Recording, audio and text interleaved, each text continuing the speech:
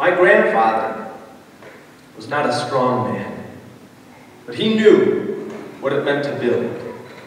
In 1947, after he and my great-uncles returned from the Second World War, they opened up Union War Surplus Store.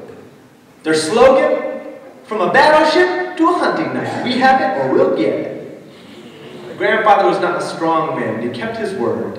The place was half store, half encyclopedia, packed all the way to the ceiling with odd objects that somebody, somewhere might want: steel-toe boots with velvet, fire-resistant overalls, a Czechoslovakian dental kit from the 1960s, packed all the way to the basement with people that somebody, somewhere else might forget about, but not here. Like Richard, who did not work there, but showed up every Sunday afternoon in his full military uniform.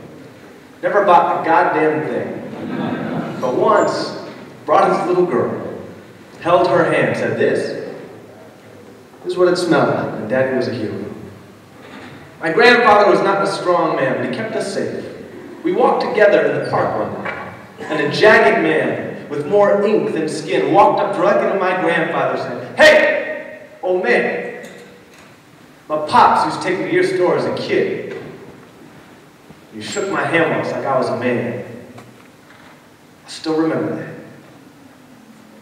My grandfather's office was upstairs, but he liked to work down on the floor. Let anybody a smile. Everybody called him Cheerful Al, with his big belly, bald head, long gray beard. Little kids would regularly see him and go, "Santa Claus." And my grandfather, a Jewish man rejected from his dream schools for the God he believed in, would look at them all and go home. 6 years after Union War Surplus Store opened its doors, my grandfather had a son, my dad. He is not a strong man, but he knows what it means to build. One summer, when he was a teenager, he worked at the store. Built a door in the back, it's still there. 40 years after Union War Surplus Store opened its doors, my father had a son. I'm not a strong boy, but I'm trying to learn what it means to build. One summer, when I was a teenager, I worked at the store. Built a display that went all the way up to the ceiling. The same ceiling where my dad taught me to identify things. Oh, this here? Oh, this is an old American bombshell. You may want to hold it, but be careful not to hurt yourself. Oh, her there? Well, she is a young American bombshell. You may want to hold her, but be careful not to hurt yourself. Or her.